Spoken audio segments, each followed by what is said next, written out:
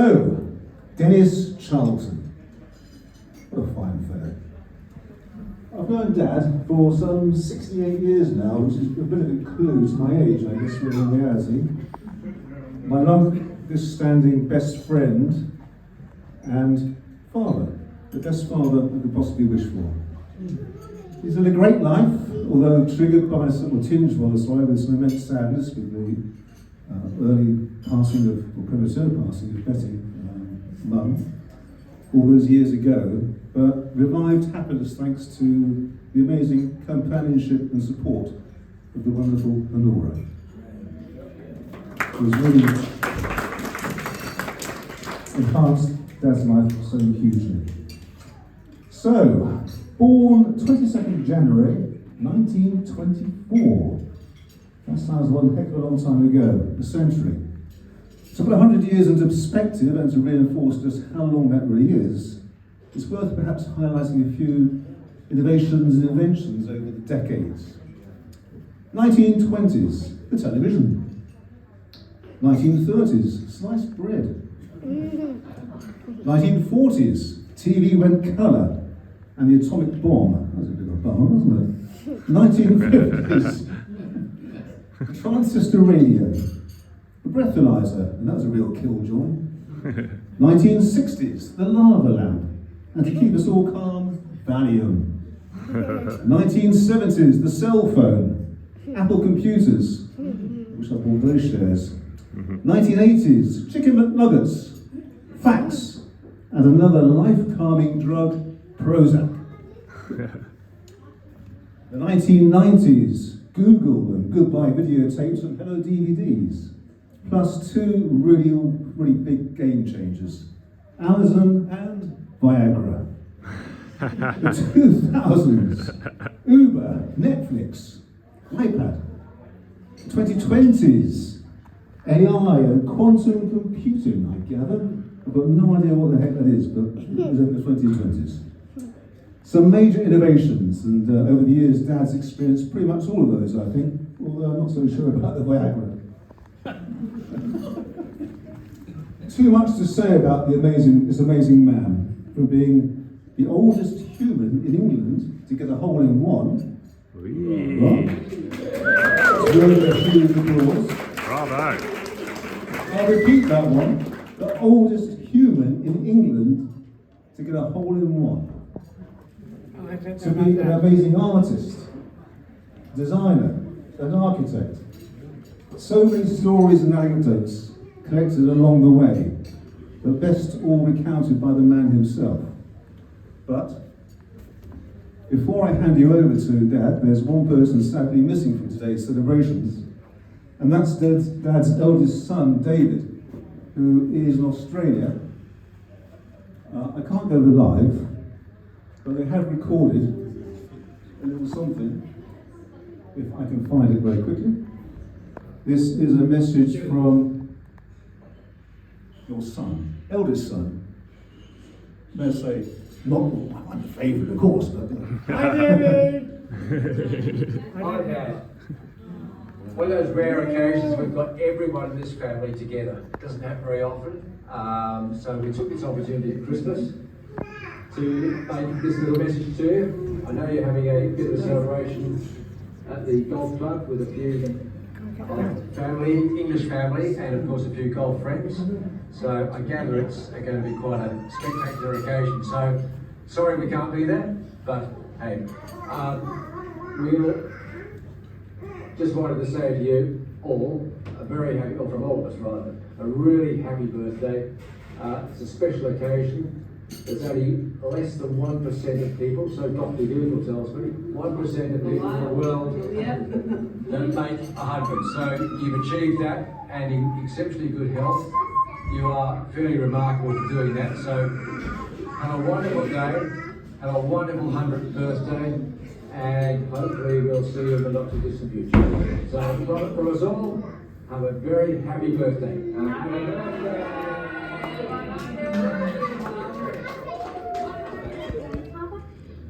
Happy 100th birthday. Now I'm going to tell you the Christmas joke.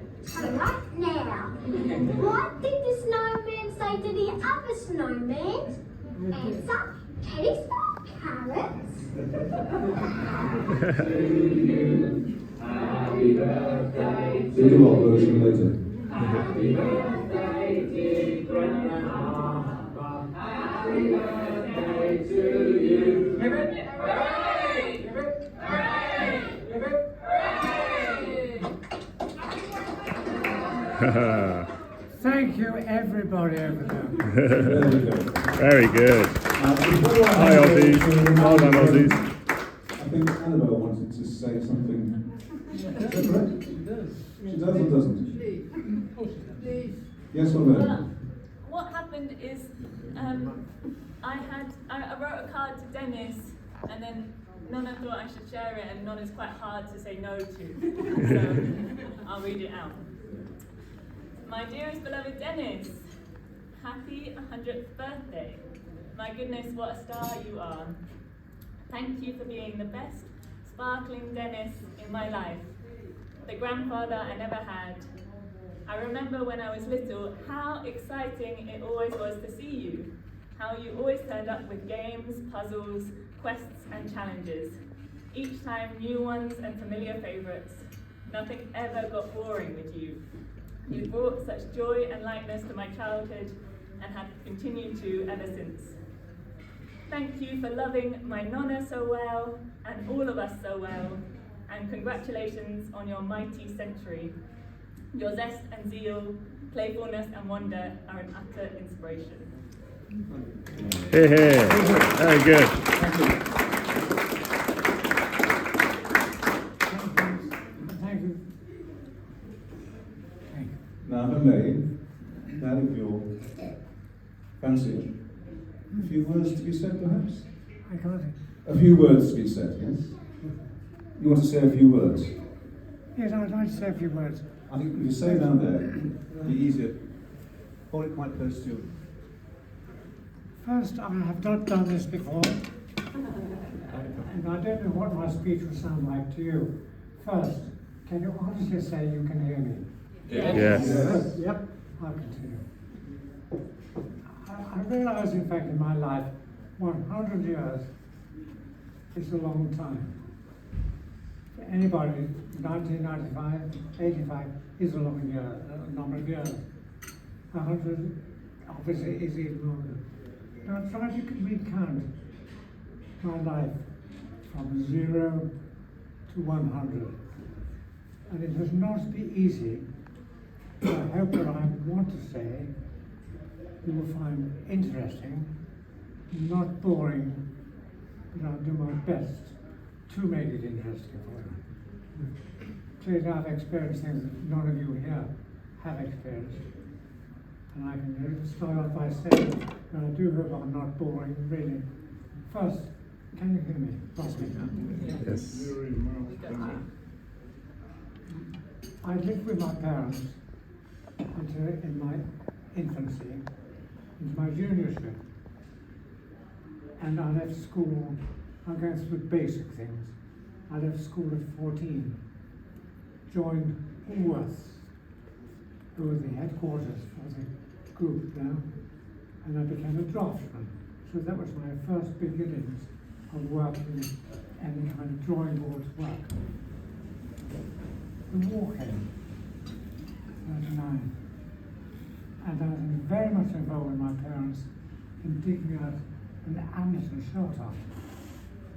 Now that is something I lived in with my parents and the rest of my family, who comprised 3 other children, 3 boys, 4 of us. 6 of us lived in that Abingdon shelter for quite a number of nights. Horrible. The war was on, and I joined up, and I added 1 year to my actual age. And for that reason, I was allowed to enter the army. There, some goons said, "If we think you're a suitable candidate to come out to become an officer." And I went on a training course, and they accepted me as a potential officer. From there, I went to Oxfordshire training camp in Ilkley. and eventually became an officer. And that was really one of the proudest moments.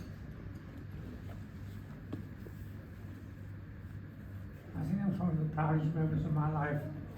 And from there, it was on to Eastbourne, where they were preparing for the D-Day landing. And I was fortunate in position to have a vehicle, the Jeep, to collect stores for the mess ground station in Eastbourne. And this is something none of you would have experienced, but certainly I saw at first hand the preparation for an invasion. Ships, grey seas because of ships, boats, tanks, army personnel, loaded with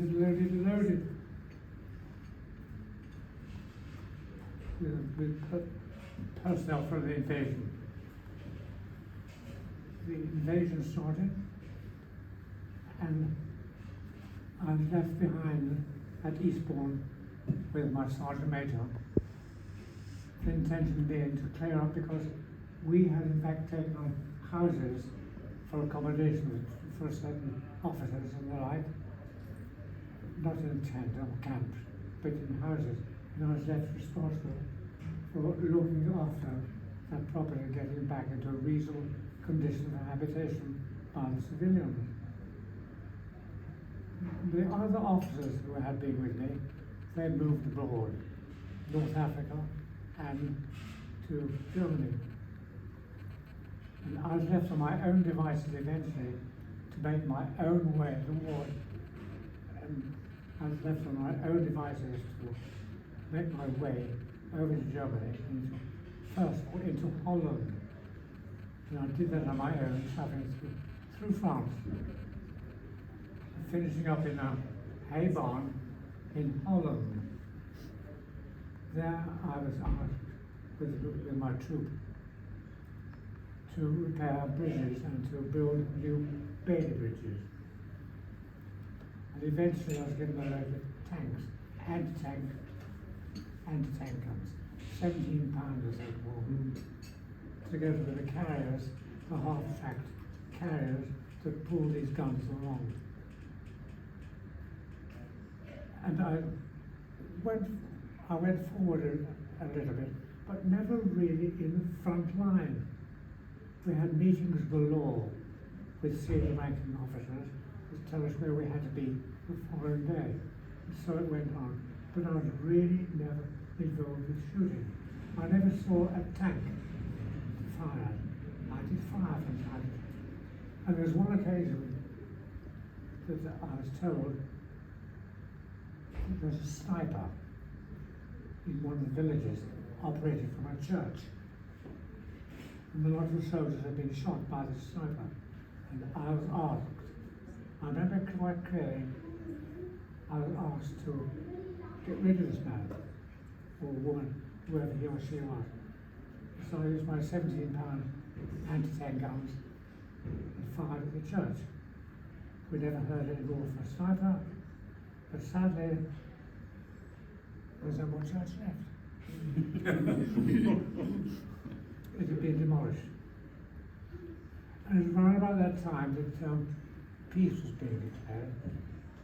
And I was therefore pushed to northern Germany, the Schleswig-Holstein, or Kiel area, some of you might know about. And I was put in charge of a prisoner of war camp.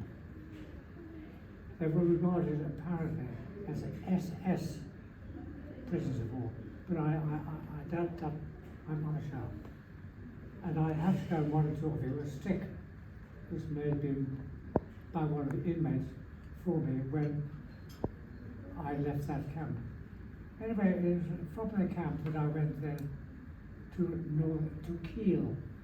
And at this point, one of the senior ranking officers said, "Does anybody sail?" Saying me what I've done in the past, my head went up. I'd never sailed in my life before. He said, "I've got a boat. Let's sail the Baltic." sorry, let's sail the boat. And we went across part of the dock to another, wherever it was, another quay. What this officer had forgotten was the tide rises and falls. Consequently, we were stuck on a mud bank, waiting for the tide to come through. So, because I had been the mess officer from time to time, he said, "Charlton, make us up a cocktail." So I made up a cocktail. From then onwards, we called that the mud bag special. And it stuck. I mean, I used to have that drink quite regularly. And it was then from there that obviously the soldiers were being demobilised. It was time to get back home. The war had finished. And I was sent down to the Ruhr, Dortmund area. And was waiting for my demobilisation there. They were given tasks. Well, I say we, there were other officers there as well. And one of the tasks that I had was to reopen a ski centre in St. Moritz. Now, I really mean that. With two other officers, we went down to St. Moritz, and we reopened the ski centre. What it meant was just contacting all the hoteliers, persuading them to open up their hotels, so that these could be used for soldiers as an alternative to going home on leave. There's no things like that. I did that, quite well, enjoyed that, got back to camp, and I was told, "We've got another task for you. We return a load of Polish internees who were then in Germany, Schleswig-Holstein, back to their homeland in Poland." And I was to be put in charge of the boat that took them along through the Baltic. That's what it interested me. And I did do just that. And then I was then pushed back to Dortmund, where all my equipment was. Oh, by the way, I must step back and thinking, when I talk about skiing, I became interested in skiing because of the St. Moritz thing. When I got back to camp, I bought a pair of skis in exchange for a pack of cigarettes. And those skis, I know. I still have. It makes And the sense. boots. And he still has them at home. The skis that I bought for a pack of cigarettes. Wow. Anyway, time came eventually for my demobilisation, and I was sent back to England eventually, given £340. I remember that figure quite clearly, and I have checked on it recently, and that's the equivalent of about £15,000 now. I give this money and so, have a good life. Truly, I had no idea what I wanted to do with the rest of my life. None whatever. And I saw an advertisement for a photographer's assistant. Eventually I joined a group in Great Yarmouth, Norfolk, and became a photographer's assistant. It was developing and printing photographs. It was there that I met Betty.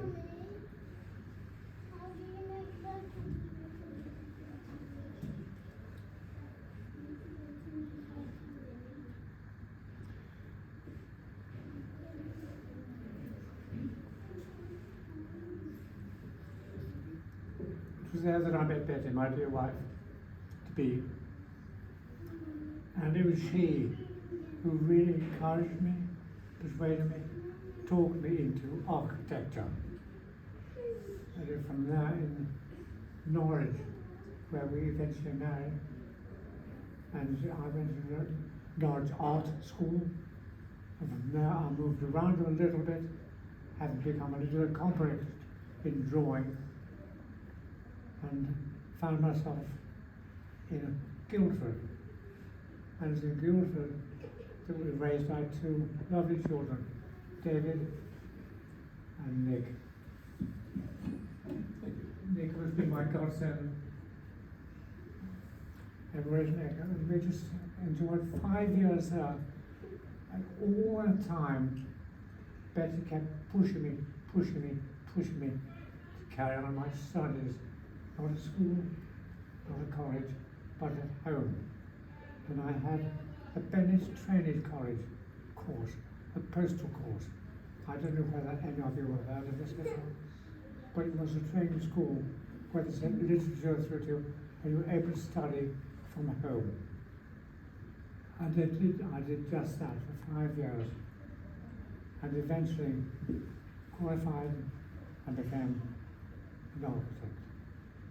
And from then on, we moved a little bit further north, and we came to Bedford.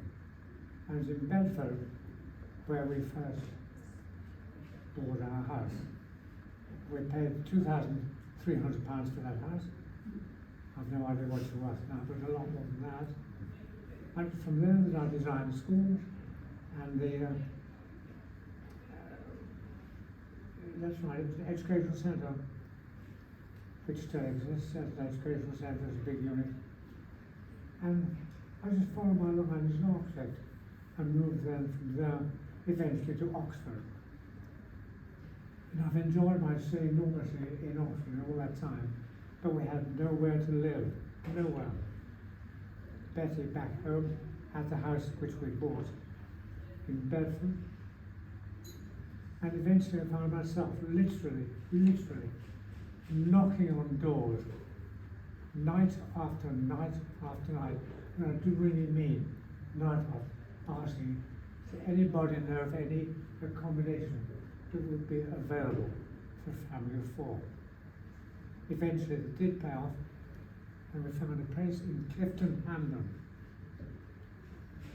where we raised Nick and David, with a school directly opposite. And because Betty was a primary school teacher, she was able to get a job there quite easily. And of course, the children had a school very available. And at that time, we were having a house built because we discovered a housing group in Abingdon. We bought a site where the house developed. And on the same site where we were developing a house, Honora was also moving into that same road. And as families, we got to know each other as families very well indeed, particularly Honora and my Betty. And life went on from that. I moved eventually into the house that I'm living in at the moment. And life continued until the very sad moment when Betty died. And I went over to Australia to live with David for a time, for quite a number of weeks. And on my return, I was able to I knew of Honora, and I contacted Honora. And we spoke with each other, and we reminisced on times that passed, because at that stage, her husband too died. And since then, of course, Honora and I, as you know, have been together. We have enjoyed each other's company tremendously. And I couldn't do without her at the moment, couldn't. And she has looked after me these last few weeks while I've been not feeling very well. And I owe all I think, my good health, and to some extent perhaps your good health, to the way we have lived, the food we've eaten, and the Sudoku that we have done every night. Every night. As the Telegraph Killer Sudoku. And I think that really has kept our brains alive, alert, and I truly think this is something everybody should do. not stronger, but use your brain. If your brain's working well, your life works well. And really, I mean, the things that I do this, one of the main things is, on this part of the world we have today, I've relied enormously on one person to organise it in the way that only one person can organise as a function. That's Nick. And I would therefore say to Nick, thank you for all the help you've given me. Cheers.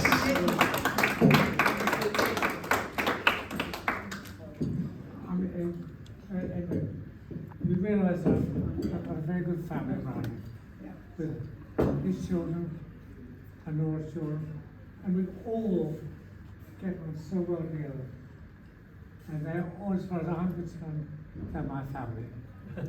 I mean, well, I just enjoy my life. And I want to go on and enjoy my life for the next whatever. Excellent. Another hole in one to come,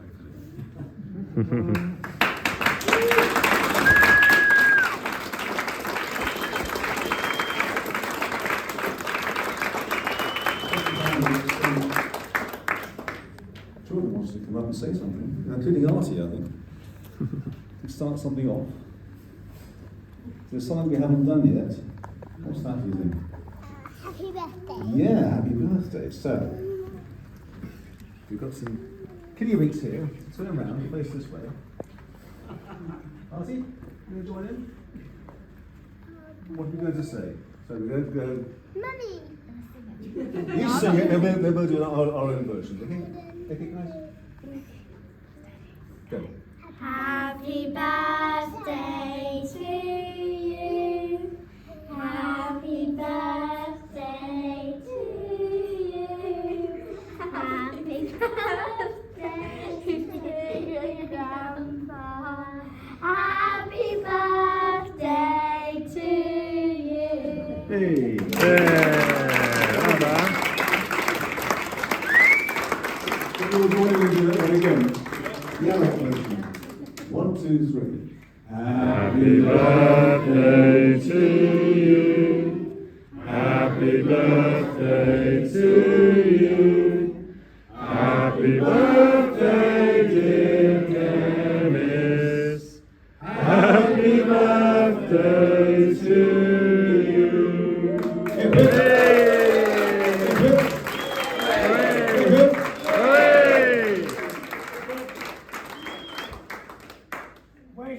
Wait around, and we'll do the next 10 years. I'll drink for that.